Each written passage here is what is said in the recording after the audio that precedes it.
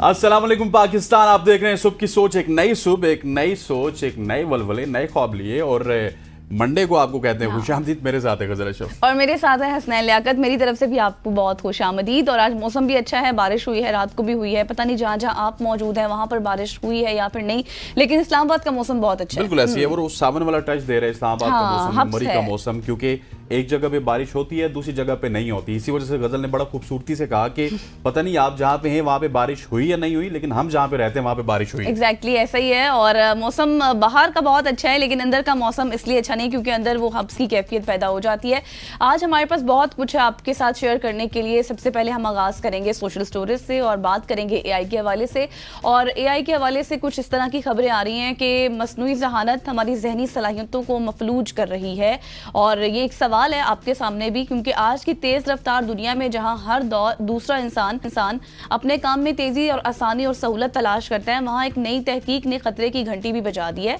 अभी एक यूनिवर्सिटी है, MIT एक फेमस यूनिवर्सिटी है, उसकी तहकीक ने ये खबरदार किया है कि चैट GPT जैसे AI टूल्स का मुसलसल इस्तेमाल हमारी मेंटल जो मेमोरी है, वो तख्लीकी सलाहियत और तनकीदी सोच को मुतासिर कर रहा है। और ब्रेन स्कैन के जरिए 54 तलबा का मुताला किया गया है, जिसमें देखा गया है कि जो तलबा तहरीरी कामों के लिए AI पर ज़्यादा इन्हिसार करते हैं, उनके दिमाग की सरगर्मी नुमाया तौर पर कम हो गई थी और वो अपनी ही लिखी हुई बातें जल्दी भूल जाते हैं। और ये भी रिसर्च में बात सामने आई है कि ये आप ये कहें कि ज़हनी जमूद या मेंटल पैसिविटी का नाम इसको दिया गया है। और इसके अलावा AI की जो जवाबात हैं उसको बगैर सवाल उठाए कबूल करना एक इको चैम्बर पैदा करता है, जहाँ इंसान सोचने की सलाहियत को मुकम्मल तौर पर खो देता है। और हैरानकुन बात ये भी है कि वो तलबा जिन्होंने इब्तदा में बगैर AI काम किया, बाद में AI का इस्तेमाल शुरू कर दिया, वो फाल हो गया, तो जो ज़हनी रद्द-ए-अमल था वो कुछ उनका मुतासिर हुआ है। और तहकीक का खुलासा यही है कि AI बेहतरीन है बतौर मददगार, लेकिन ख़तरनाक भी है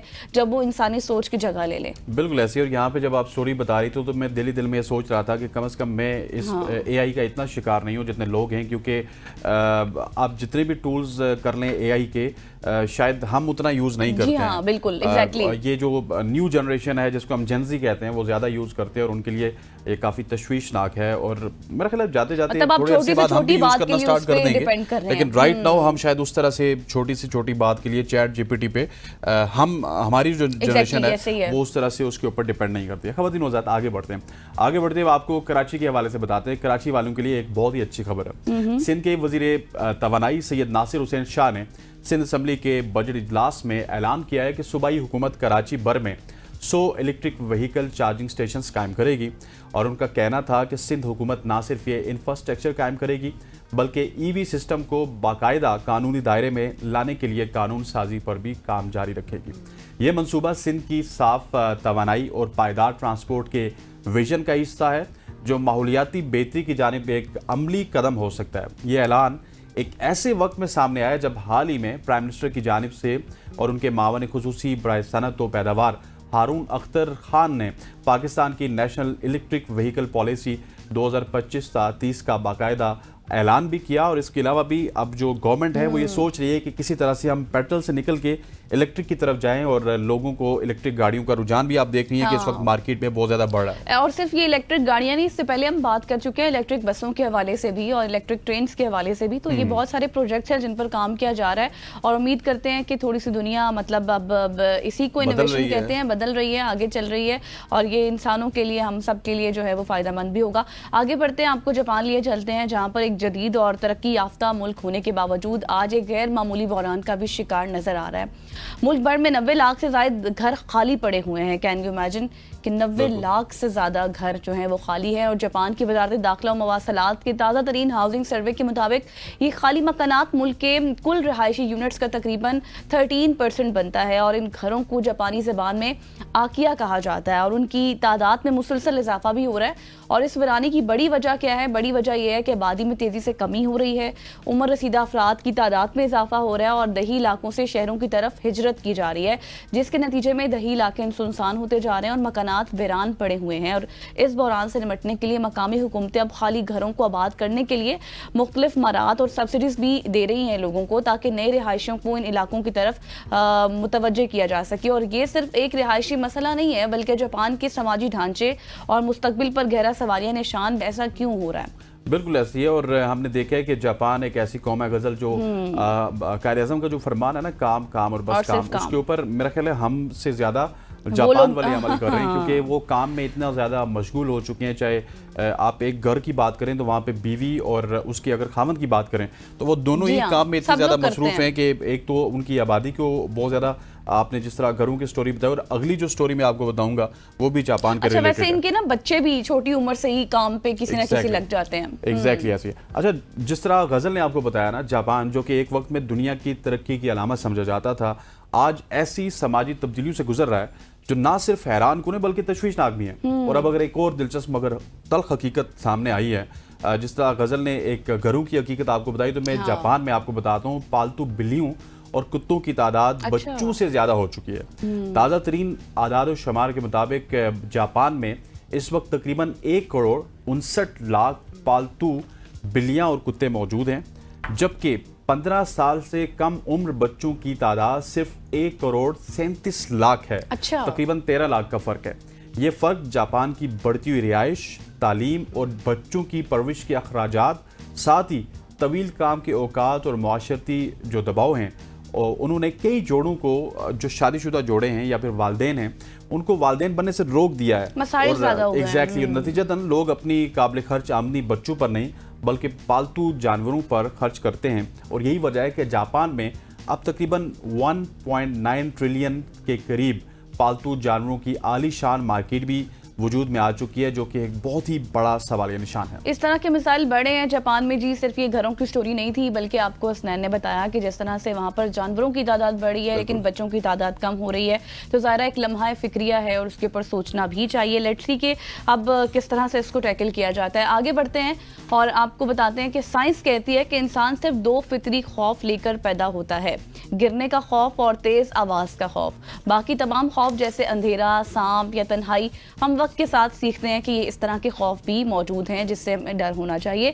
खौफ सिर्फ एक डरावना एहसास नहीं बल्कि एक बचाव का कुदरती निज़ाम है जो दिमाग के एमिगडाला हिस्से को मुतहरिक करता है ताकि हमें खतरे से बचाया जा सके। और तहकीक ये बताती है, रिसर्च से ये मालूम हुआ है कि बच्चे खास तौर पर ख़तरनाक चीज़ों जैसे कि सांप, मकड़ी, उसको फौरी तौर पर पहचान लेते हैं जो इंसानी इर्तिकाई निज़ाम का हिस्सा है। और इंटरेस्टिंग इसमें चीज़ ये है कि कुछ लोग खौफ से लुत्फ़ उठाते हैं, जैसे हॉरर फिल्में हो गई, एडवेंचर स्पोर्ट्स शौक से देखते हैं। फिर ऐसे अफराद का दिमाग खौफ को एक, आप ये कहें कि डोपामाइन से भरपूर तजुर्बे में बदल देता है और वक्त के साथ फिर खौफ उनके लिए सनसनी का जरिया भी बन जाता है। मतलब खौफ है किसी चीज़ का, हम बच्चों को भी तो डराते हैं ना शुरू से कि ये नहीं आपने करनी, इस चीज़ के पास नहीं जाना, ये फ्लाई भी है। अब जैसे मेरे भांजे हैं तो वो डरते हैं फ्लाई भी से, तो खौफ तो पैदा हो जाता है, लेकिन वो खौफ किस चीज़ का होना चाहिए, किस तरह का होना चाहिए, ये बहुत मैटर करता है। बिल्कुल ऐसी है। आपने डोपामाइन की बात की, इसके अलावा जितने भी आपने बात की है, ये मेरा ख्याल है कि इनसे निकलने के लिए भी हमें कुछ ना कुछ नई स्टोरीज की तरफ जाना चाहिए। और हम इंशाल्लाह जब हमने ये स्टोरी की है तो हम आने वाले दिनों में कुछ इस तरह की स्टोरीज भी बताएंगे कि आप ये जो खौफ हैं हमने खुद पाले होते हैं, हम इनसे जान किस तरह से छुड़ा सकते हैं। और ये सारी चीज़ें आपके दिमाग में होती हैं। अगर आप अपने दिमाग को फ्रेश रखेंगे और दिमाग में बहुत सारी चीज़ें नहीं सोचेंगे तो आप इन तमाम तर जो खौफ हैं इनसे जान छुड़ा सकते हैं। ख़वातीन हज़रात, आगे बढ़ते हैं और आगे बढ़ते हुए आपको एक ज़बरदस्त स्टोरी बताते हैं स्पेन से। स्पेन में ड्राइवर ने रोके जाने पर ट्रैफिक पुलिस एहलकारों के साथ क्या किया, एक बहुत ही इंटरेस्टिंग वाकया है। अच्छा। उसने ट्रैफिक पुलिस एहलकारों पर शहद की मक्खियां छोड़ दी। अच्छा, इसकी अगर तफसीलात में जाया जाए तो स्पेन के करीब शाहराह के साथ 2 ट्रैफिक वार्डन्स मौजूद थे। उन्होंने ड्यूटी सर अंजाम दे रहे थे जब उन्होंने बगैर सीट बेल्ट गाड़ी चलाने वाले ड्राइवर को रोका तो ड्राइवर रोके जाने पर गुस्से में आ गया। अच्छा। उसने कहा जी आप क्यों रोकते हैं, और वो जैसा बावला नहीं हो जाता गुस्सा हो गया। और जब ऑफिसर्स को उसकी स्मेल आई शराब पीने की उसके मुंह से, तो उन्होंने कहा कि आपने ये ड्रिंक की हुई है, आप इसका टेस्ट करवाएं। तो वो जब टेस्ट की बात हुई तो टेस्ट का सुन के वो मज़ीद गुस्से उसका बढ़ गया। और पहले टेस्ट के बाद जब ऑफिसर्स ने उसको दूसरे टेस्ट की दरख्वास्त की तो बूढ़ा ड्राइवर था, उसने एहलकारों को मारने की और भी धमकियाँ दी। लेकिन साथ ही में क्योंकि शहद की मक्खियाँ पालने वाले ड्राइवर था तो उसने वैन के पिछले हिस्से की तरफ वो बढ़ा और उसने वैन का पिछला दरवाज़ा खोला और पुलिस एहलकारों की तरफ मक्खियां छोड़ दी। अच्छा, पुलिस एहलकारों के पास बाकी तो तमाम तर प्रिकॉशंस मौजूद थे लेकिन उनके पास मक्खियों से बचने के लिए कोई हिफाजती पोशाक नहीं थी। तो ट्रैफिक पुलिस एहलकार हमले से बचने के लिए और पनाह लेने के लिए करीबी एक रेस्टोरेंट भागे जहां लोगों ने उनकी मदद करने की कोशिश की और मक्खियों ने पुलिस एहलकारों को डंग मारने और उन्हें जो उनको क्योर था इलाज के लिए हॉस्पिटल मुंतकिल करना पड़ा। उस सूरत-ए-हाल बेहतर होने के बाद ड्राइवर को गिरफ्तार कर लिया गया। मतलब अब जाहिर है अब पुलिस एहलकारों को भी क्या पता था कि उनके पास मक्खियां उनके ऊपर छोड़ दी मेरा ख्याल है कि फ्यूचर में उनके लिए प्रेसिडेंट है कि वैसे ये एक बताने का मतलब ये है कि कुछ भी किया जा सकता है आप लोगों के साथ। ये हम अपने पुलिस वालों को भी बता रहे हैं, ट्रैफिक वालों को, भाई आपके ऊपर भी मक्खियां छोड़ी जा सकती हैं, सो आपको एहतियाती तदाबीर का ख्याल रखना चाहिए। बिल्कुल, एग्जैक्टली। आगे बढ़ते हैं और ब्राजील से आपको स्टोरी बताते हैं जहां पर एक इंतहाई दिल दहला देने वाला वाकया पेश आया है, जिसमें तफरी करने वालों से भरे आप ये कहें कि गर्म हवा के जो गुब्बारे होते हैं वो अचानक उड़ते हुए आग लग गई और इस वाकये में 8 अफराद भी हलाक हो गए हैं। और इस वाकये की एक वीडियो भी सामने आई है जो इस वक्त आप देख सकते हैं स्क्रीन पर भी, जिसमें चलते गुब्बारे को तेजी से जमीन की तरफ आते देखा जा सकता है और फिर जिस तरह से वो गुब्बारा आता है और वो जिसमें उस तरह से आग भी निकल रही है। इसी तरह से हम देख रहे हैं कि रियासती हुकूमत के प्रेस दफ्तर ने इतला दी कि पायलट समेत 13 अफराद जिंदा बच गए हैं, लेकिन पायलट का कहना था कि टोकरी के अंदर अचानक आग शुरू हुई तो उसने गुब्बारे को नीचे करना शुरू कर दिया। जब गुब्बारा ज़मीन के बिल्कुल करीब था तो उसने लोगों को छलांग लगाने को भी कहा कि आप लोग बचा सकते हैं अपनी जान। लोगों ने छलांगें लगाना शुरू की, लेकिन कुछ लोग ज़ाहिर संभल नहीं पाए और फिर उसके बाद बलून टूर कंपनी हादसे के बाद अपनी सरगर्मियाँ गैर मुअय्यना मुद्दत तक के लिए भी अब मुअत्तल कर दी गई हैं। ज़ाहिर है इस तरह के जब एडवेंचर्स हो जाते हैं तो फिर इंसान सोचता है कि नहीं करना चाहिए था पहले, तो ज़ाहिर है पहले ही आप सोच समझ के कुछ ना कुछ करें। बिल्कुल ऐसी है ख़वातीन हज़रात, और ये थी आज की हमारी सोशल स्टोरीज़। हम उम्मीद करते हैं कि आपको ये होंगी ट्रेंडिंग स्टोरीज़ होती हैं पूरी दुनिया से, पाकिस्तान से, और वो हम आपके साथ शेयर करते हैं। यहाँ पे वक्त वो चाहता है एक शॉर्ट सी कमर्शियल ब्रेक का। ब्रेक लेते हैं, वापस आते हैं। स्टे विद अस।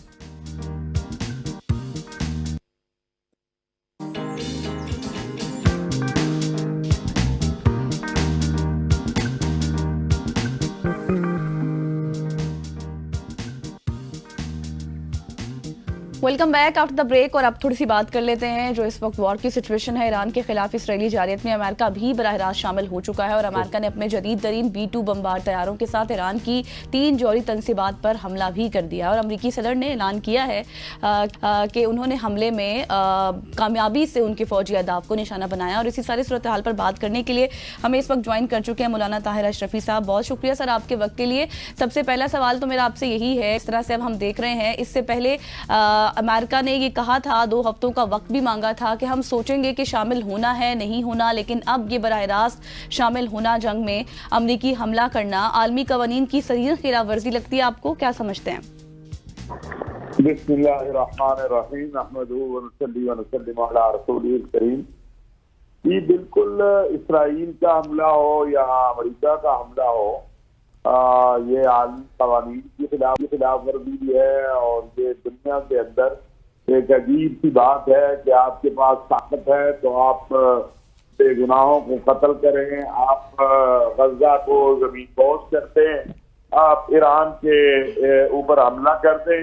तो ये तो नाकाबिले कबूल अमल है और एक जंगल की कैफियत है जो इसराइल और अमेरिका मिलकर कर रहे हैं और उसके असरात जो हैं पूरे दुनिया में ये हैं कि इस वक्त दुनिया के अमन से ये खेल रहे हैं और इसकी तमाम तर जिम्मेदारी जो दुनिया में इस वक्त बदअमनी पैदा हो रही है और जो मुस्तकबिल के हालात होंगे वो इन दोनों मुल्कों पर ही आएंगे।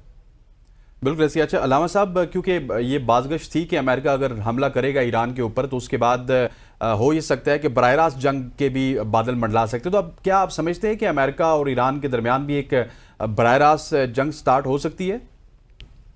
जी बिल्कुल लाजमी बात है कि अमेरिका ने जो हमला किया है उसके बाद ईरानी क़यादत जो कह रही है तो ईरान एक बड़ा मुल्क है और ईरान के लोग बड़े मजबूत लोग हैं और फिर जो फॉलोअर हैं आयतुल्लाह खामनाई के, तो ये एक आलमी जंग की तरफ जो है वो धकेला जा रहा है दुनिया को। इसका वाहिद रास्ता वही है जिसकी तरफ सारी दुनिया तवज्जो दिला रही है कि मुज़ाकरात की टेबल पे बैठा जाए और ये जंग गैर मशरूत तौर पर बंद की जाए और मामलात को जो है मुज़ाकरात से हल किया जाए। बिल्कुल। अच्छा मौलाना साहब, जिस तरह से हम देख रहे हैं कि प्रेसिडेंट ट्रंप का ये बयान आया है, वो कह रहे हैं, मुतालबा कर रहे हैं निज़ाम हुकूमत की तब्दीली का, और कह रहे हैं कि हमने जिस तरह से शानदार फौजी अहदाफ को निशाना बनाया है, हम बम भी छीन लेंगे ईरान से। आपको लगता है कि ये जो मुतालबा किया जा रहा है अब ईरान से, अगर ये मुतालबा वो ईरान मान लेता है, वैसे तो कोई गुंजाइश नज़र नहीं आती, तो फिर मामलात हल हो सकते हैं? नहीं, ये तो एक आमकाना सी बात है, बेवकूफ़ों वाली बात है कि आप ताकत के बलबूते पे मुल्कों में हुकूमत तब्दील कर दे, वरना आप कहें हम जिंदा रहने का हक छीन लेंगे। तो मैं नहीं समझता कि जो है ईरानी ऐसी कौम है कि जो ताकत के बलबूते पे या बमबारी के बलबूते पे इसराइल और अमेरिका चाहेंगे तो वो उस बात को मान लेंगे और अपना मुल्क जो है वो उन लोगों के सुपुर्द कर देंगे कि जो इस वक्त इसराइल की सरपरस्ती में बैठे हुए हैं। तो मैं नहीं समझता कि ये इस तरह की बात मुमकिन है या इस तरह की बात पे अमल हो सकता है। बिल्कुल ऐसी। अच्छा अलामा साहब, हमने देखा है कि आप अगर पिछले 20-25 साल की हिस्ट्री देख लें, सीरिया हो गया, इराक हो गया, ईरान है, लिबिया है, इन तमाम तर मुल्कों को एक एक करके टारगेट किया गया और अब इस वक्त ईरान को टारगेट किया जा रहा है। मुस्लिम उम्मा के किरदार को आप किस तरह देख रहे हैं? मैं समझता हूँ कि इस मरतबा मुस्लिम उम्मा के जो ममालिक हैं उनकी सूरत हाल पहले से बिल्कुल मुख्तलिफ है। पहले तो मुबारकबादें दी जाती थी अगर कोई इस तरह से हमला होता था या इस तरह की तब्दीली आती थी। बहुत कदाफी शहीद ने बड़ी उस वक्त एक अजीम बात कही थी जब सद्दाम हुसैन की गिरफ्तारी हुई थी कि अगर कल तक जो हमारे साथ बैठता था आज हम उसकी गिरफ्तारी पर मुबारकबाद दे रहे हैं और इत्मीनान का इजहार कर रहे हैं तो फिर सबकी बारी आएगी। इस बार पूरी मुस्लिम उम्मा मुत्तफिक है कि ये जारहियत है, ये गुंडागर्दी है, ये बर्बरियत है जो कुछ इसराइल ने ईरान पर किया है। लिहाजा सबसे पहले इसकी मजम्मत भी आप देखें सऊदी अरब ने की है। तो मैं समझता हूँ कि इस बार हालात मुख्तलिफ हैं और वो सूरत हाल जो माजी में रही है वो इस बार उससे मुख्तलिफ सूरत हाल है। सही। अच्छा मौलाना साहब, अब ईरान ने अक़वाम मुत्तहिदा की सलामती कौंसिल का इजलास भी तलब कर लिया है, तो आपको क्या लगता है कि जो सिफारती कोशिश की जा रही है इसमें दीगर जो ममालिक हैं जैसे चीन है, रूस है या यूरोपीय यूनियन जैसे ताकतवर ममालिक हैं वो कोई सालिसी का किरदार अदा कर सकते हैं? देखिए, इस वक्त सालिसी या यूरोपीय यूनियन कर सकती है या सऊदी अरब के जो वलीअहद है अमेरिका और ईरान के दरमियान वो सालिसी कर सकते हैं और ईरान जो है उसको बहरहाल अमेरिका जो है वो इसराइल और अमेरिका एक है क्योंकि सऊदी अरब के बराह रास्त इसराइल से कोई ताल्लुक नहीं है। तो यूरोपीय यूनियन और सऊदी अरब मिलकर अरब ममालिक मिलकर अगर कोई सालिसी की कोशिश करे और दोनों फरीक उसको कबूल करे तो इससे कुछ मामला बेहतरी की तरफ जा सकता है। बिल्कुल ऐसी। अच्छा मौलाना साहब, आखिर में मुझे बताइएगा अलामा साहब कि अब अगर ईरान की बात की जाए तो वो शुरू दिन से ये कह रहा था अमेरिका हम पे हमला करेगा तो हम उसका जवाब देंगे और वो उसका जवाब महफूज भी रखते हैं। क्या इससे पहले सालिसी हो जाएगी या फिर ईरान की जानिब से भी कोई जवाब दिया जा सकता है? नहीं, देखिए, ईरान के पास हक है, महफूज है जवाब देने का और इसका उसे अक़वाम मुत्तहिदा के कवानीन भी जो है वो हक देते हैं और दुनिया के कवानीन भी देते हैं। अब देखना यह है कि अमेरिका और इसराइल कितनी जल्दी मुज़ाकरात की तरफ आते हैं और गैर मशरूत मुज़ाकरात से ही मसला हल होगा। जो शर्तें लगाई जा रही हैं इसको ना ईरान कबूल करता नजर आ रहा है ना ही इससे मामला बेहतर होगा। सही हो गया। Thank you so much for your time. मौलाना ताहिर अशरफी साहब हमारे साथ मौजूद थे और जो सिचुएशन इस वक्त डेवलप हो चुकी है कि इसराइल की या फिर अमेरिका जो बराह रास्त शामिल हो चुका है और जिस तरह से अब हालात कशीदा हो रहे हैं, ख़ित्ते को भी काफ़ी ख़तरा है क्योंकि आपको पता है कि फिर जो एक अमरीकी फ़ौजी अड्डे भी मौजूद हैं उनको भी किस हद तक ख़तरा हो सकता है। इस तमाम तर सूरत हाल पर हम बात कर रहे थे और यहाँ पे वक्त हुआ चाहता है एक शॉर्ट सी कमर्शियल ब्रेक का ब्रेक लेते हैं, वापस आते हैं। स्टे विद अस।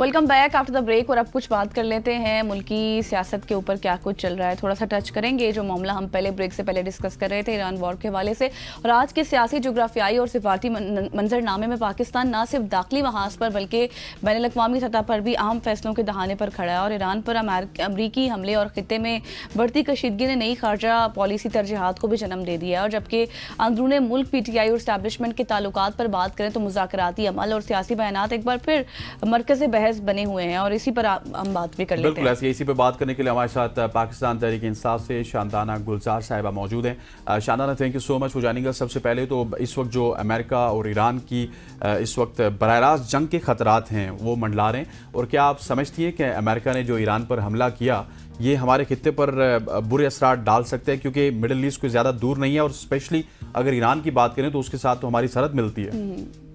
बहुत शुक्रिया। देखिए, इसकी 2-3 सोच हैं। पहले ये बहैसियत एक इंसान, क्या एक मुल्क जो दूसरे मुल्क पे ना फायर करता है, ना अग्रेशन करता है, ना बदमाशी करता है, क्या किसी को हक है कि उस पे प्रीएम्प्टिव स्ट्राइक करे? खासकर जब अक़वाम मुत्तहिदा ने कह दिया है कि उस मुल्क के पास कोई जौहरी हथियार या न्यूक्लियर वेपन्स नहीं है। दूसरी बात, क्या ये एज ए मुसलमान ये बात हम एक्सेप्ट कर सकते हैं? मतलब बेशर्मी तो मुझे नज़र आ रही है इंटरनेशनल इस्लामिक जो हमारे हैं लीडर्स, लेकिन क्या ये बात हमें से देती है कि फ़लस्तीन, सीरिया, लबनान, क्या हमारी आंखें नहीं हैं? क्या हम नहीं देख सकते कि इनके साथ क्या हो रहा है? ठीक है, अहले सुन्ना का इशू अल्लाह ताला हल करेगा, वो मैं और आपका काम नहीं है। बिल्कुल। बट क्या ये बर्दाश्त करना चाहिए कि एक बरादर मुसलमान मुल्क के साथ ये हो रहा है? तीसरी बात, क्या पाकिस्तान, जिस पाकिस्तान के हीरो, पाकिस्तान के शेर, पाकिस्तान के असली लीडर इमरान ने कहा था एब्सोल्युटली नॉट, इसीलिए कहा था ना कि हमसे बेसिस मांगे थे कि अगर ईरान और अफगानिस्तान के खिलाफ जंग करनी पड़े तो क्या पाकिस्तान इजाज़त देगा? और खान ने कहा था नहीं, कि मैं अपने मुल्क को और मजीद जंगों में नहीं धकेलना चाहता। मोदी एक पूरा नहीं है इब्लीस कि हम इसराइल की जंगों में भी पड़ें। अच्छा, तो इन तीनों पॉइंट ऑफ व्यू से मैं आपको क्लियरली बता दूं, क्या इंटरनेशनल लॉ से बात करें या मुसलमानी से बात करें या पाकिस्तानी की तरफ से, ईरान में जंग हमारे लिए एक मुज़र बीमारी साबित होगी। और अगर हमने ईरान को इस टाइम में सपोर्ट नहीं किया, याद रखें ये पाकिस्तान के लिए एक डेथ नेल है। मैं जो बातें कबल इस वक्त प्रिडिक्ट करती हूँ वो सच होती जा रही हैं, मैं कहती जा रही हूँ, कोई सुन नहीं रहा।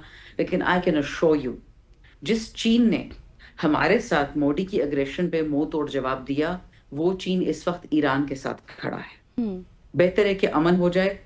ईरान को हक तो है बदला लेने का, और वो बदला मुझे नहीं लगता अमेरिका से लेगा, वो बदला लेगा इजराइल से ही, और उसको फुल हक है इंटरनेशनल कानून के नीचे। इसमें एक और बात आपको जरूर बताती चलूं कि जो गंद हिंदुस्तानी मोदी के हिंदुस्तानी पाकिस्तान, बलूचिस्तान में और ईरान में कर रहे हैं, शुक्र है इजराइल का और मोदी का मजीद गंदा चेहरा दुनिया के सामने आ गया कि ये कभी भी मुसलमानों के हक में ना कोई फैसला करेंगे, ना कोई काम करेंगे। हाँ, अगर मुसलमान ममालिक में बिके हुए मालिकान या बिके हुए रूलर्स हों, उनका मैं कुछ नहीं कह सकती, लेकिन ये कभी भी पाकिस्तानी या मुसलमान कौम के बिल्कुल आप ये शानदाना, बिल्कुल आप ठीक कह रही हैं। मुझे ये बताइएगा कि अब ईरान, अमेरिका और इसराइल की जंग पर अगर सदर साहब ऑल पार्टीज कॉन्फ्रेंस बुलाते हैं तो क्या PTI इसमें शिरकत करेगी?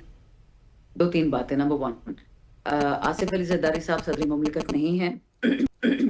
वो फॉर्म 47 की पैदावार है और इस वक्त तक KP का सेनेट इलेक्शन नहीं हुआ। जब तक हाउस कंप्लीट नहीं होता और KP का सेनेटर्स का वोट नहीं हो तो आसिफ अली जरदारी प्रेसिडेंट बन ही नहीं सकता।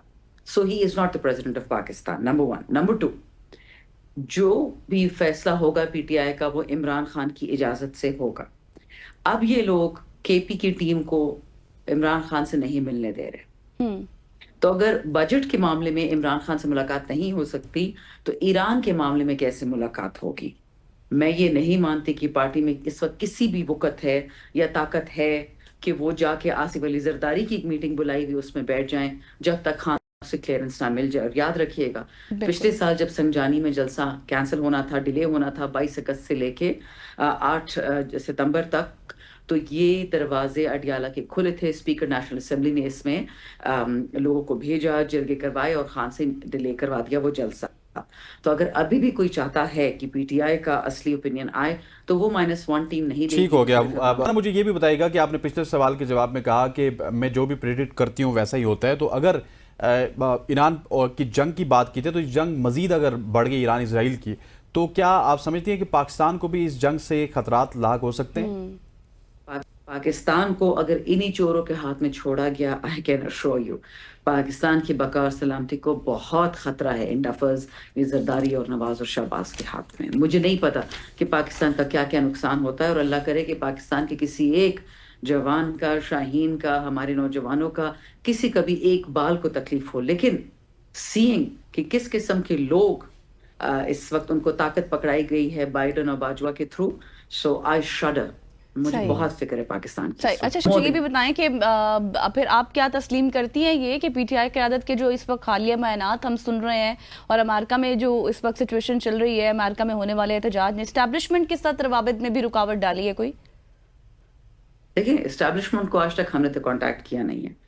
صحیح. وہ جو کانٹیکٹس کر رہے ہیں تھرو گورنمنٹ, اگر آپ کو یاد ہے جنوری میں بھی ان کی کافی نیگوسیشنز ہو رہی تھی اسٹیبلشمنٹ ہی کی فرنٹ ٹیم جو ہے سینیٹر صدیقی نون پیپل سے.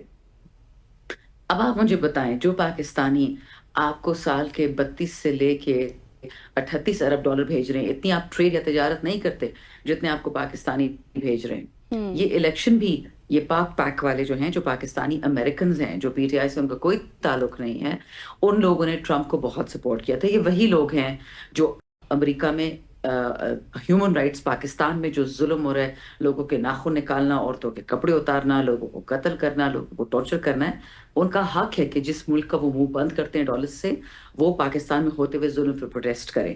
اس سے نہ پی ٹی آئی کا کوئی پلاننگ اینڈ آرگنائزیشن ہے. ہاں, اگر پی ٹی آئی کے ورکرز جاتے اس میں کھڑے ہوتے ہیں وہ امریکن پاسپورٹ. بالکل. اچھا شاندانہ, آپ نے پچھلے کے جواب میں کہا تھا کہ راستے کھلے تھے لیکن 1 سال پہلے تک, لیکن آپ ہی کے چیئرمین بیرسٹر گور صاحب کہتے ہیں کہ ابھی بھی راستے کھلے. اس کے باوجود کیا پارٹی بیانات پر کوئی نرمی یا پھر نظر ثانی کرنے کو تیار ہے تاکہ سنجیدہ طور پہ مذاکرات ممکن ہو سکیں؟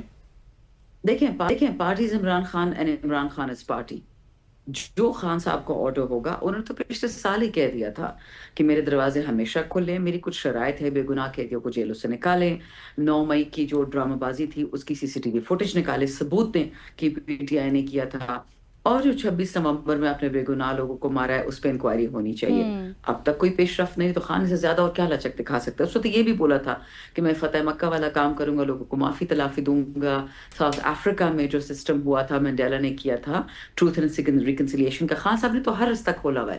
یہ عزت کرتے -1 کی کہ خان نہیں ہوگا, اور وہ عوام ماننے کو تیار نہیں ہے. ہم صرف خان کو مانتے ہیں اور کسی کو نہیں مانتے. خان اس پارٹی کا جب تک وہ جیل میں ہے وہ اس کا واحد لیڈر ہے, نہ ہم کسی اور صحیح خان واحد لیڈر ہیں. آپ ٹھیک کہہ رہی ہیں. اچھا مجھے یہ بھی بتائیے گا کہ آپ سمجھتی ہیں کہ پارٹی کے اندر بھی کچھ ایسے عناصر ہیں جو دانستہ طور پر یا غیر دانستہ طور پر مذاکراتی عمل کو نقصان پہنچا رہے ہیں؟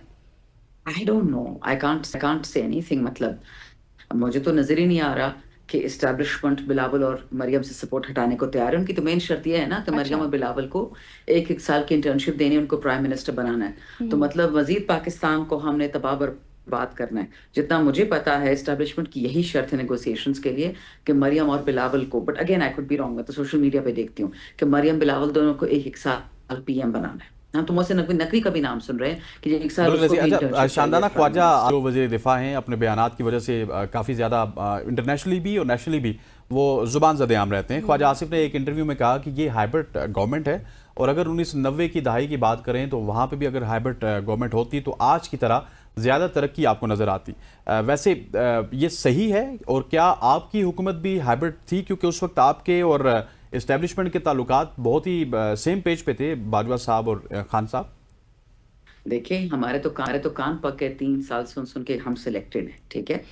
اور ہائبرڈ رجیم تو پاکستان میں 77 سال سے چل رہا ہے. کبھی فل ملٹری ڈکٹیٹرشپ آ جاتی ہے, چاہے جنرل ایوب کی ہو, ضیاء کی ہو, یحییٰ کی ہو, یا مشرف کی, یا پھر ہائبرڈ چلتی ہے. اس کو آج پتہ چلا کہ پاکستان میں ہائبرڈ چل رہا ہے. میں آپ کو ایک انڈین ٹی وی شو کی اینکر کی بات کوٹ کرتی ہوں, تو I hardly watch that TV وی, بٹ وہ ٹویٹر پہ گردش کر رہی ہے کہ اگر پاکستان کو دشمن کی ضرورت ہوتی تو خواجہ آصف سے بہتر کوئی دشمن نہیں ہے. وہ 24 گھنٹے اپنی اسٹیٹمنٹ سے پاکستان کے دفاع کو کمزور کرتا ہے. تھینک یو سو مچ. ہمارے ساتھ موجود تھی اور جو تمام تر سنیریو تھا اس پر بات کر رہی تھی, اور یہاں پر لیں گے ایک نیوز بریک, اور نیوز بریک کے بعد واپس آئیں گے. اسٹے ود اس.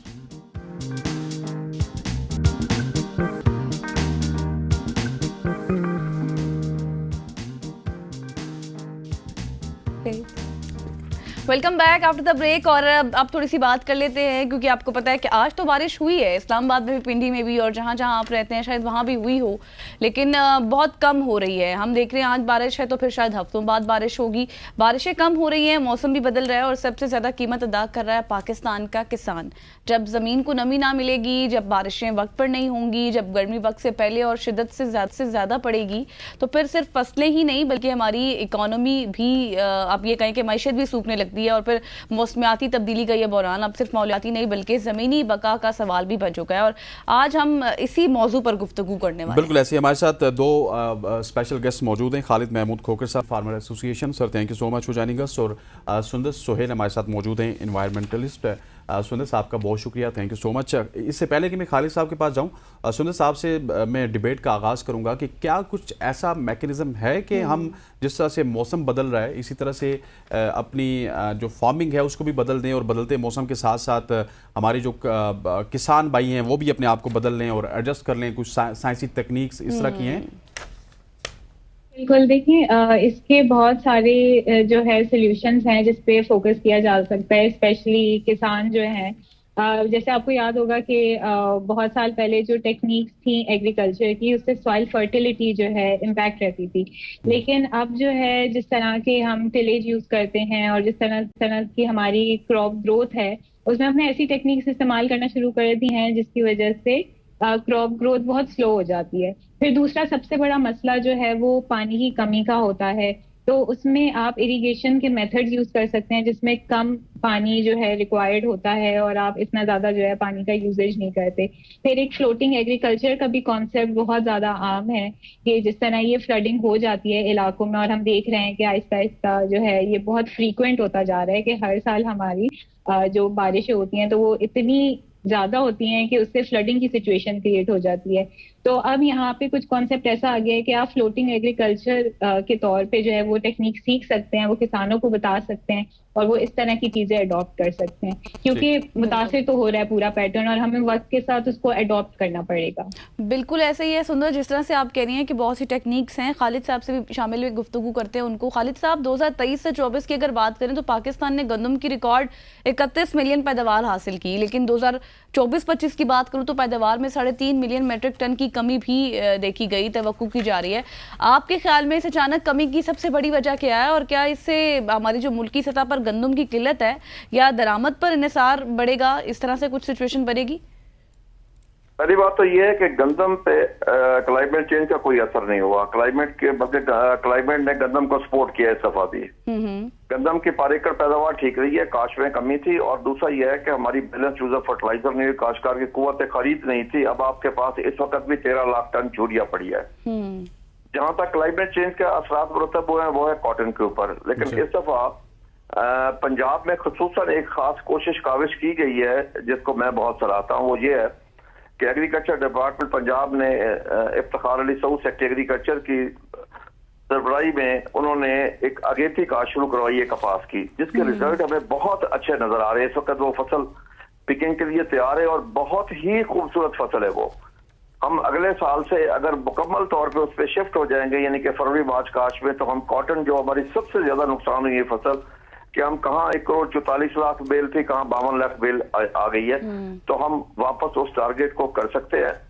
असल चीज है कि हुकूमती कहीं भी तरजीहात में ज़राअत नहीं है जी इस वक्त। टोटली फूड सिक्योरिटी आपकी रिस्क पे जा रही है, क्योंकि काश्तकार को उसकी फसल की जब कीमत नहीं मिलेगी तो फिर क्या होगा कि अगली फसलों पे वो खर्च नहीं कर सकेगा। हम दुनिया में सबसे कम इस वक्त बैलेंस यूज ऑफ फर्टिलाइजर करने वाले मुल्क है, बिल्कुल, क्योंकि काश्तकार को गंदम में बहुत मार पड़ी है। 2200 अरब रुपए का काश्तकार को कम रेट मिला है, तो उसकी वजह से काश्तकार के पास पैसे नहीं है कि अगली फसलों पे खर्च करते। आगे आने वाला वक्त मुझे बहुत भयानक नजर आ रहा है। अगर कोई एग्रीकल्चर इमरजेंसी नाफिज न की गई, अगर इस पे बैठ के कुछ सही फैसले ना किए गए, तो अगला वक्त बहुत बुरा है आपके लिए जी। देखिए ना, इस दफा आपके पास कोई 29-30 लाख टन आपकी गंदम कम हुई है। अगले साल काश में बहुत बड़ी कमी आने वाली है, 40 से 50% काश में कमी आएगी, क्योंकि काश्तकार को। ठीक हो गया। अच्छा खालिद साहब, एक दो सवाल मेरे आपसे भी हैं, वो भी मैं आपसे करूंगा, लेकिन सुंदर मुझे ये बताइएगा कि ये जो मौसमियाती तब्दीली है, इन्वायरमेंट में चेंज आ रहा है, اس کا ایفیکٹ کہیں نہ کہیں جس طرح خالد صاحب کہہ رہے ہیں کپاس کو تو آیا، اور بھی بہت ساری فصلیں ہوں گی جن کے اوپر اس کا ایفیکٹ آئے گا. سو کس طرح سے ہمارا کسان یا پھر عام آدمی ماحولیاتی تبدیلی کو سمجھے اور اس کو فوڈ سیکیورٹی پہ خطرہ بڑھ جائے گا؟ ایگزیکٹلی کاؤنٹر کس طرح کر سکتے ہیں اس کو؟ جی بالکل. دیکھیں جتنے بھی یہ کلائمیٹ چینج کی وجہ سے تبدیلی آ رہی ہے، آپ دیکھیں کہ کبھی تو فلڈ کی سچویشن ہے، کبھی ڈراؤٹ کی سچویشن ہے، پھر کراپس کا نقصان جو ہے وہ پریڈکٹ کیا جا سکتا ہے. خریف اور رابی کی جو پورا سیزن ہے وہ شفٹ ہو رہا ہے آہستہ آہستہ، اور ابھی بھی کسانوں کو یہ آرڈر دیے گئے تھے کہ آپ جو ہے اپنا سیزن تھوڑا سا لیٹ سٹارٹ کریں، کیونکہ ہم دیکھ رہے ہیں کہ اوور آل پیٹرن ہی پورا چینج ہو گیا. اب آگے مزید اگر دیکھیں تو آئندہ نقصانات میں فصلوں کی پیداوار میں کمی آ سکتی ہے، زرعی معاشیات کا نقصان ہو سکتا ہے، فوڈ انسیکیورٹی بڑھ سکتی ہے، اور پھر پانی کی اویلیبلٹی بھی بہت معنی رکھتی ہے، کیونکہ ایک تو اس کی ٹائمنگز بہت انریلائبل ہیں، اور Pakistan is moving towards water stress country. تو ان ساری چیزوں کو دیکھتے ہوئے بہت امپورٹنٹ ہے کہ کسانوں کو ٹرین کیا جائے ان ٹیکنیکس کے حوالے سے جس میں کم پانی کا استعمال ہو، اور وہ جو یہ موسمی تبدیلی ہے اس کو دیکھتے ہوئے اس طرح سے کاشتکاری اپنی پلان کر سکیں. صحیح ہو گیا. خالد صاحب آپ کیا سمجھتے ہیں کون سے پریکاشنز ہونے چاہیے، کیا اقدامات ہونے چاہیے کہ اس نقصان سے بچا جا سکے؟ دیکھیں پہلے جن فصلوں پہ اثرات بہت زیادہ مرتب ہوئے ہیں کلائمیٹ چینج کے، سوا آم کی فصل ہے، آپ کی تقریباً 70% کم ہے فصل اس وقت. دیکھیں جی، ہم نے جب پانی کی بھی بات ہو رہی تھی، پانی کو ہم جس طریقے سے کر سکتے ہیں وہ یہ ہے کہ ہمیں کراپ زوننگ پہ جانا پڑے گا. ہم وہ یعنی کہ غیر منظم لوگ ہیں کہ ہم نے ساری جگہ پہ 60 کی دہائی میں پنجاب ایگریکلچر کمیشن بنا تھا، اس کی ریکمنڈیشن یہ تھی کہ پتوں کی سے لے کے رینجر رکھنے تک شوگر مل نہ ہو. یہ کاٹن ایریا ساری شوگر ملیں وہاں پہ لگ گئی ہیں. چاول ہمارا 11 اضلاع میں ہوتا تھا، اب ہم نے پورے پنجاب میں چاول لے کے چلے گئے ہیں، بلکہ پورے پاکستان میں چاول لے کے چلے گئے ہیں، جو بہت زیادہ پانی لینے والی فصلیں ہیں. ہمیں زوننگ کی طرف جانا پڑے گا، سمارٹ ایریگیشن کی طرف جانا پڑے گا. اب ہمارے پاس نئے سسٹم آ گئے ہیں پانی کے، آپ ڈرپ ایریگیشن کر سکتے ہیں، پیور سسٹم لگا سکتے ہیں، اسپرنکلر ایریگیشن کر سکتے ہیں. تو ان کو اپنانا انتہائی ضروری ہے، کیونکہ ہم آنے والی نسلوں کے لیے پانی چھوڑ کے نہیں جا رہے. میں نے 92 میں جس گاؤں میں کاشتکاری شروع کی تھی، میرا 24 فٹ پہ پانی تھا، آج 70 فٹ پہ پانی ہے. میں انتہائی افسردہ ہوں کہ میں آنے والی نسلوں کے لیے پانی چھوڑ کے نہیں جا رہا. ہمیں اس پہ سیریس اسٹاک کرنے کی ضرورت ہے، اور حکومتی لیول پہ کچھ بھی نہیں ہو رہا جی اس وقت. زراعت کو تو تباہ و برباد کر کے رکھ دیا ہے اس وقت جی. ہماری کاسٹ آف پروڈکشن بڑھا دی گئی ہے، پروڈیوس کا ریٹ کوئی نہیں ہے، کاشتکار دل برداشتہ ہو چکا ہے. اب کاشتکار کے اس وقت نہ گھر کے حالات اچھے، نہ کھیت کے حالات اچھے، نہ بچوں کی تعلیم کے حالات اچھے، نہ صحت کے حالات اچھے. اسے کسی بھی فصل کا ریٹ نہیں مل رہا. حکومت نعرے لگا کے ہم نے آٹا سستا کر دیا، روٹی سستی کر دی. خالد صاحب آخر میں مجھے صرف آپ یہ بتائیے گا کہ آپ نے کہا کہ کپاس کے حوالے سے پنجاب گورنمنٹ نے بہت اقدامات کیے، دوسری جانب آپ کہہ رہے ہیں کہ گورنمنٹ کی پرائرٹی میں کسان نہیں ہے. سو نہیں میں آپ کو عرض کروں، وہ سیکٹری ایگریکلچر کا انیشیٹو تھا اور وہ کامیاب رہا جی. جو بات اچھی ہوگی میں اس کی تعریف کروں گا. ہماری کاسٹ آف پروڈکشن کو کم نہیں کیا گیا، ہماری پروڈیوس کے ریٹ کو کم کر دیا گیا ہے. لیکن نا جب کاشتکار پروفٹ میں نہیں ہوگا تو پھر کیا کرے گا وہ؟ ٹھیک، کاشتکار کو جب کسی فصل میں کوئی منافع ہی نہیں ملے گا. بالکل. اب دیکھیں نا، پچھلے سال بھی ہم نے کاٹن میں نقصان کیا ہے، ہم نے مکی کی فصل میں اب نقصان کر رہے ہیں اس وقت. یعنی جب ہماری فصل آتی ہے تو ریٹ ڈاؤن کر دیا جاتا ہے، جب فصل ختم ہو جاتی ہے ریٹ اپ ہو جاتا ہے. یہ نہ اینڈ کنزیومر کو فائدہ نہ کاشتکار کو فائدہ ہے. اینڈ کنزیومر بھی مارا جا رہا ہے، کاشتکار بھی مارا جا رہا ہے. اب گندم کی ہماری جو کاسٹ آف پروڈکشن تھی وہ 3410 روپے تھی، ہمیں ریٹ ملا 1900-2000 روپیہ. دیکھیں نا، کاشتکار میں بھی تو اپنے بچوں کو پڑھانا ہے نا، ان کا علاج کروانا ہے، ان کو کھانا کھلانا ہے. بالکل ایسے ہی ہے، بالکل ایسے. خالد محمود کوکر صاحب تھینک یو سو مچ. ہو جانے کا سندر صاحب کا بہت شکریہ. اس وقت ہم بات کر رہے تھے خالد کوکر صاحب سے اور سندر سہیل سے. خالد صاحب کیونکہ کسانوں کا پوائنٹ آف ویو دے رہے تھے، صدر تھے پاکستان کسان اتحاد کے، اور انوائرمنٹ کے حوالے سے بتا رہی تھی، کلائمیٹ چینج کے حوالے سے بتا رہی تھی کتنا نقصان اس وقت ہو چکا ہے. خواتین وضاحت یہاں پہ وقت ہو چاہتے ہیں شارٹ سی کمرشل بریک کا بریک لیتے ہیں، واپس آتے ہیں. اسٹے ود اس.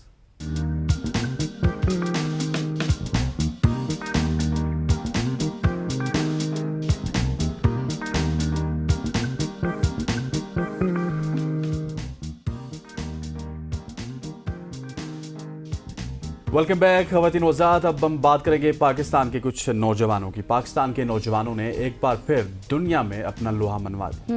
اسلام آباد کے انسٹیٹیوٹ آف اسپیس ٹیکنالوجی کے طلباء پر مشتمل ٹیم جیو جیما ایک گوگل سولوشن चैलेंज 2025 के लिए टॉप 10 फाइनलिस्ट में शामिल हो चुकी है। दुनिया भर से 3000 से ज्यादा शुरा और 220 यूनिवर्सिटीज में से मुंतखब होना एक बड़ा एजाज है और इनका मंसूबा है कि जियोजेमा एक ओपन सोर्स सिस्टम है जो सियारों की सतह की सैटेलाइट तस्वीर का तज्जिया करने के लिए तैयार किया गया।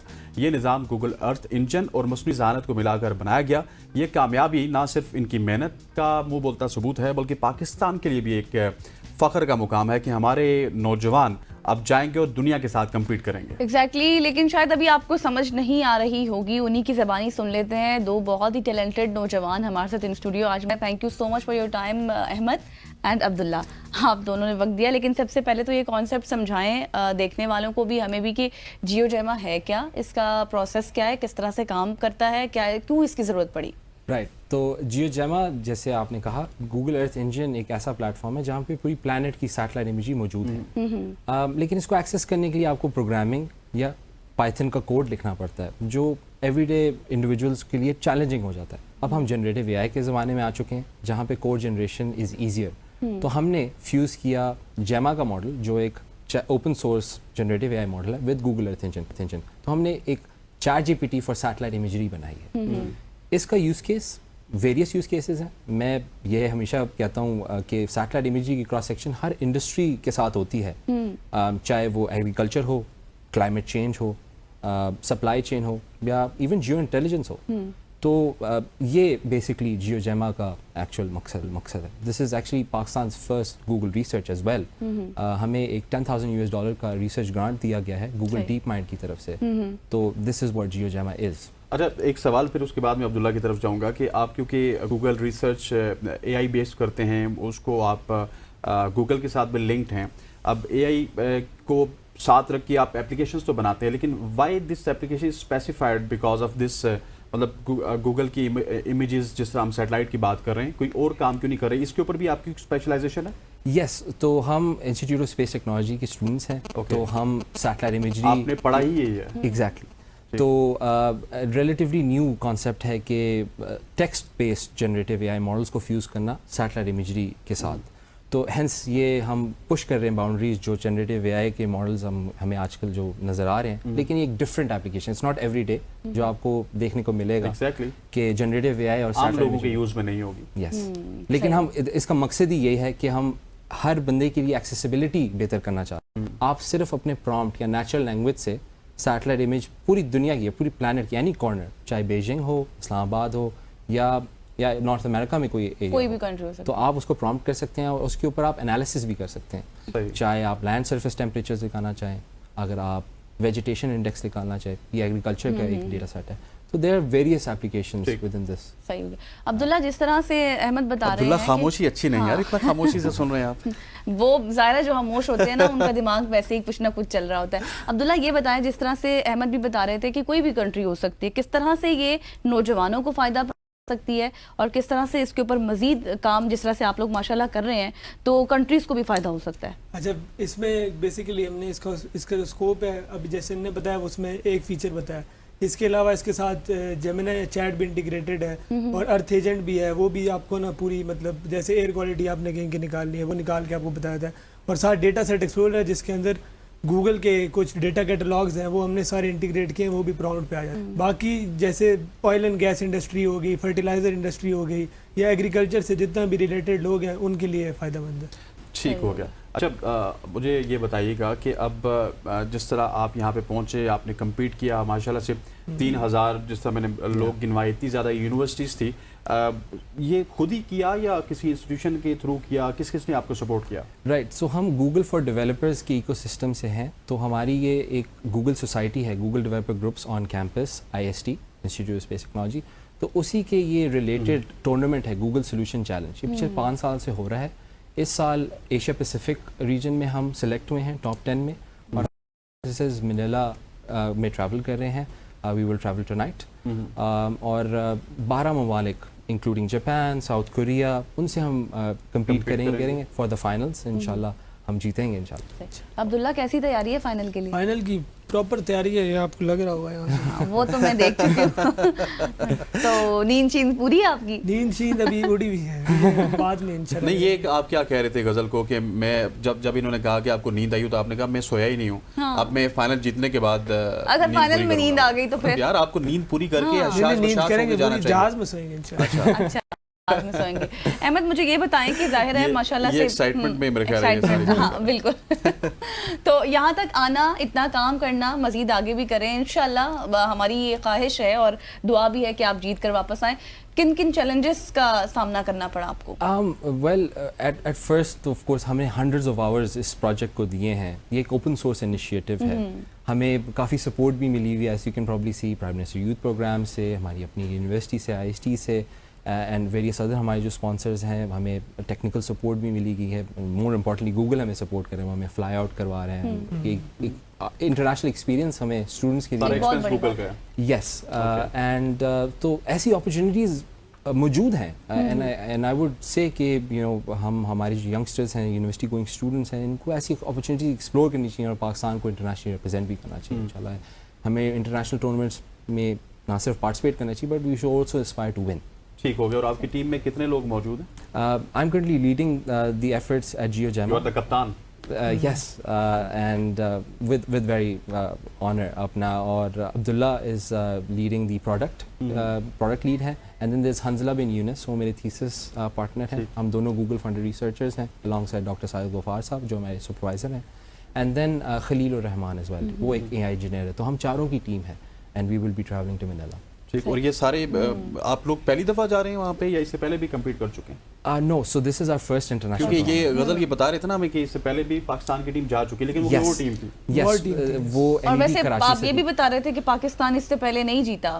یس, اس سے پہلے یہ ٹورنامنٹ پاکستان نہیں جیتا. NET کراچی سے 4 ویمن ٹیک میکرز اس ٹورنامنٹ میں آئی تھیں. انشاءاللہ اس دفعہ ہماری ٹیم بھی ہے, ایک اور ٹیم بھی ہے فاسٹ یونیورسٹی سے, وہ بھی ہمارے ساتھ ٹریول کریں گے منیلا فلپینز. اور پاکستان کی 2 ٹیمز ہیں. کریکٹ, پاکستان کی 2 ٹیمز ہمارے زیادہ چانسز ہیں جیتنے کے لیے. ٹوٹل کتنی ٹیمز ہیں؟ ٹوٹل 10 ٹیمز آ گئی ہیں فائنلز میں. 2 پاکستان کی ہیں. یس یس, دیٹس امیزنگ. اور وہ بھی اسی کے ساتھ آپ کے ساتھ ہی انگیج ہیں, کام کر رہے ہیں سب؟ یس نو, ان کی ٹیم سیپریٹ ہے. ہم ایک چیٹ GPT بنا رہے ہیں فار سیٹلائٹ امیجنگ. ان کا ہے جی ADHD کے جو پیشنٹس ہیں ان کے لیے وائس ٹو ٹیکسٹ کا ایپلیکیشن ہے ان کا.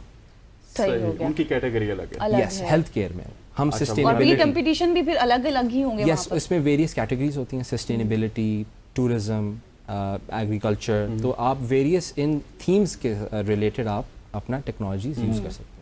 صحیح ہو گیا. عبداللہ آپ کیوں خاموش ہیں؟ خاموش ابھی ساری اصل میں وہاں پہ عبداللہ کا فوکس ہے کہ میں جہاز میں بیٹھوں گا, فلپین کی میری وہاں پہ جو رائڈ ہے, ایویلویٹرز ہیں ان کے سامنے بولنا ہے, تو اس لیے میں جا رہا ہوں. وہ اصل میں نا لمبی فلائٹ میں نیند پوری کریں گے اور اس کے بعد ہی ساری چیزیں کریں گے, کیونکہ آج ان کا بولنے کا موڈ نہیں آ رہا. اچھا یہ بتائیں احمد کہ جو نوجوان اب اس تک رسائی حاصل کرنا چاہتے ہیں یا پھر اس طرح سے ٹیکنالوجی کی دنیا میں آنا چاہتے ہیں, ان کے لیے کیا میسج ہے, کس طرح سے وہ کام کر سکتے ہیں, آگے آ سکتے ہیں؟ اب ویل دیکھیں, اب جنریٹیو AI کا زمانے میں ہم ہیں, جیسے میں نے کہا. Every information flow and automation, ہماری لٹرلی لائفز چینج ہو رہی ہیں AI کے آنے سے. بالکل, وی شوڈ ڈیفینیٹلی اس چیز کو ہمیں سیریسلی لینا چاہیے. جنریٹیو AI کا جو فینومینا ہے یہ گلوبل ہے, تو اس میں ریسرچ سے لے کے ملٹیپل ایپلیکیشنز ہمیں ڈیولپ کرنی چاہیے. اب جیسے ہم اپنی فیلڈ سے ریلیٹڈ کر رہے ہیں, تو ایسی کئی ساری فیلڈز ہیں which is up for grabs. مطلب آپ اس میں جنریٹیو AI کا فیوژن ڈیفینیٹلی کر سکتے ہیں, ہیلتھ کیئر سے لے کے so many other industries. Sorry to cut you, لیکن آج ہی ہم ایک سٹوری کر رہے تھے جس میں ہم نے یہی بات کی, ہماری فرسٹ سٹوری تھی پروگرام کی, جس میں AI سے ریلیٹڈ یہ تھا کہ جو بچے ہیں یا پھر جو لوگ ہیں اب بہت زیادہ AI پہ ڈیپینڈ کریں, وہ اپنی ذہنی صلاحیت بھی کھو رہے ہیں. بالکل ایسی ہے, بالکل ایسی ہے. Ahmed wish you good luck. اس کے ساتھ ساتھ عبداللہ آصف آپ کو بھی گڈ لک, اور آپ جائیے پاکستان کا نام روشن کیجیے, اور انشاءاللہ آپ جب جیت کے آئیں گے تو پھر آپ کی صبح کی سوچ میں ہمارے ساتھ ملاقات ہوگی. خواتین و حضرات, صبح کی سوچ سے اتنا ہی. ہم امید کرتے ہیں کہ آج کی صبح کی سوچ آپ کو پسند آئی ہوگی. مجھے غزل کو, ہماری پوری پروڈکشن ٹیم کو اجازت دیجیے. اللہ حافظ.